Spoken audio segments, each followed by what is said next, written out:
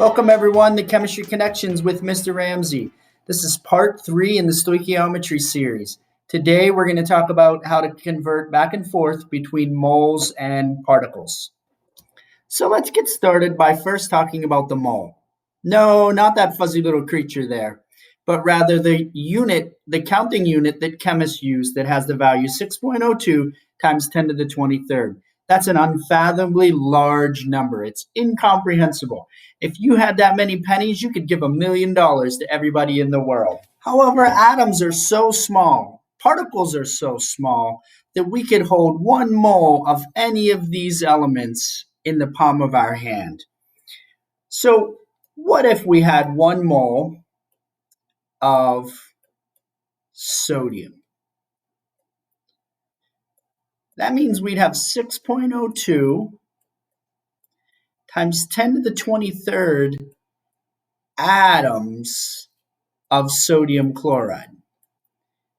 And in a previous video, we talked about how that would have a mass of 22.99 grams. That's not a lot of grams, but that is a lot of atoms of sodium. Now, what if we had 1 mole of salt? So we had 1 mole of sodium chloride. Well, we'd still have 6.02 times 10 to the 23rd of those particles. In this case, sodium chloride is an ionic compound. So we would say we have that many formula units of sodium chloride. Now, don't get hung up with the labels here of atoms, formula units. They're particles. They're the same kind of things. Now, what if we had 1 mole of water? Well, water is a different kind of compound than salt. It's a molecular compound. We'd still have 6.02 times 10 to the 23rd particles, but in this case, the particles are called molecules.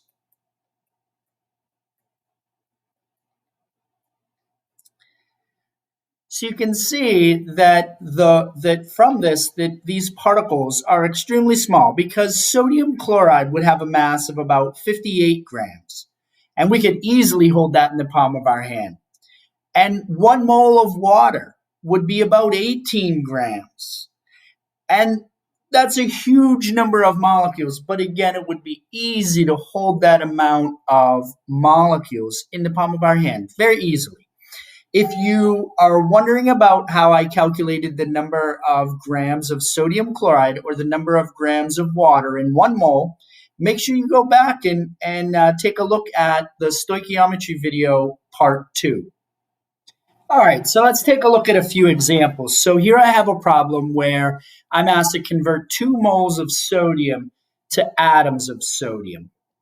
So what I'm going to do is I am going to set up the problem using the ladder method that we've talked about in the past. My 2 moles of sodium is going to be over 1. I know the moles of sodium has to go in the denominator so that the units here and here cancel out. Whatever is here in the numerator has to be here in the denominator. And in this case, I'm looking for the atoms of sodium or the particles of sodium.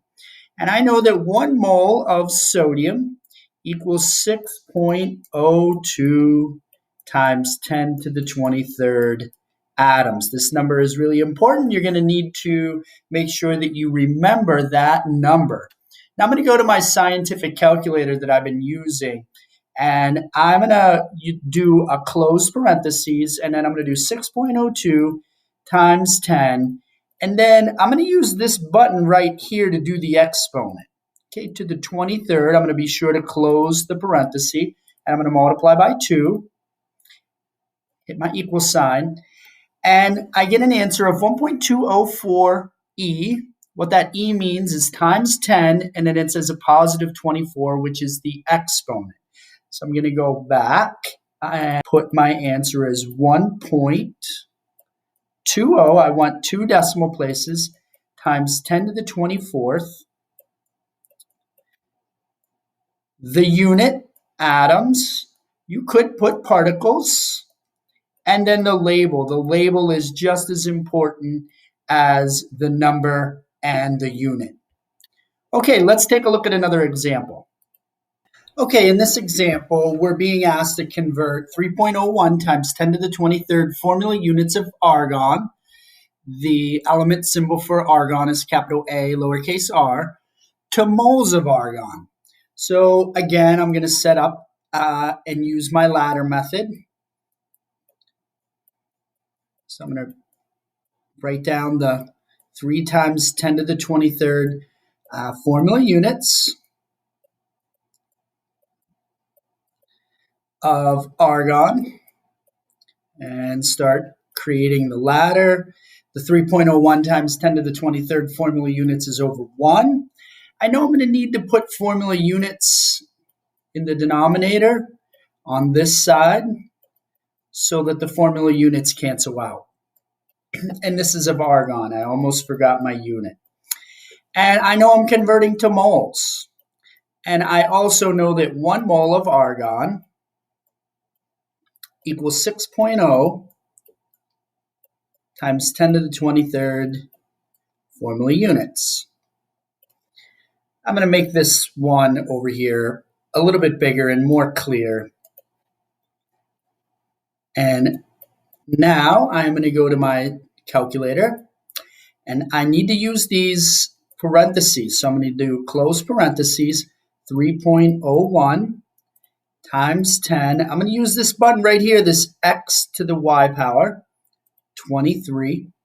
Do my closed parentheses. It's important that you use parentheses in these types of problems. Divided by 6.02 times 10. Use that button, x to the y power again to the 23rd, parentheses, equal sign. I'm going to go back. I want to round to 2 decimal places always. So I'm going to do 0. I'm going to do 0.50 moles of argon. Now, the next two, I'd like you to pause the video when you've seen the question and try them on your own, and then continue the video so you can see how you've done. Pause the video and practice what you learned now that you've seen the next question.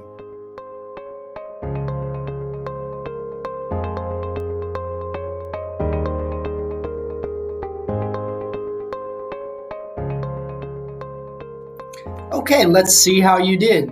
So we're going to take the 9.03 times 10 to the 23rd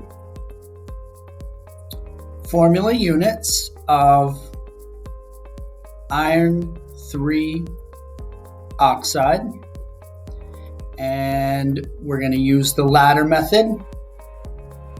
So I'm going to go ahead and make my ladder. This is the 9.03 times 10 to the 23rd is over 1. I know that I need my formula units of the Fe2O3 to be in the denominator on this side of the ladder so that they cancel out. And I know I want the moles of Fe2O3, the iron 3 oxide, to be in the numerator. So I know that 1 mole equals 6.02 times 10 to the 23rd. So now I'm going to go to my scientific calculator. I'm going to remember to use parentheses. 9.03 times 10. Remember, you're using this button x to the y to do the 23rd. I'm going to do times, parentheses, 1 divided by, now I have to use the parentheses again, an open parenthesis, 6.02 times 10 to the 23rd. I do a close parentheses. Now I did that because I want to multiply the 9.03 times 10 to the 23rd times 1 over the 6.02 times 10 to the 23rd. So I'm going to do my close parenthesis. I'm going to hit my equal sign, and I got 1.5. So I'm going to come back to my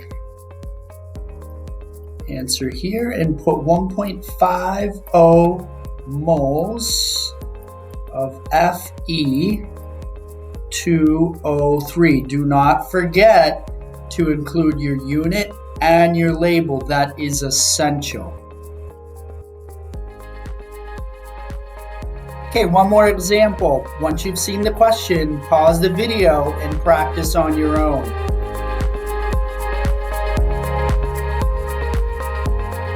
Okay, so as we've done in the previous questions, we're going to start with our ladder. So we have our 3.2 moles of water over 1. I'm going to put the separation for the step of the ladder. I know that moles has to go in the denominator on this side of the ladder so that the units cancel out. I know that the molecules has to go on top. And I know that 1 mole is equal to this many things, 6.02 times 10 to the 23rd. That's Avogadro's number. Now I'm going to go to my scientific calculator, clear what I had in there, take 3.2 times the parentheses, 6.02 times 10. Remember to use this button right here, x to the y, 23, close parenthesis, equal, I get 1.92 times 10 to the 24th. I'm going to round that to 1.93 times 10 to the 24th.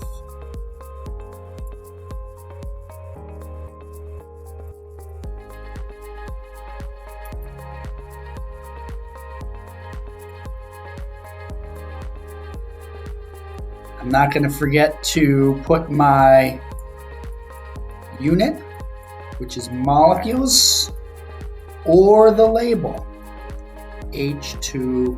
I'm going to go back to my calculator. I think I said I was going to round to, I'm just going to round to 1.93. I started to question myself there. So I wanted to go back and make sure. I hope this has been helpful, and I'll see you next time on Chemistry Connections with Mr. Ramsey.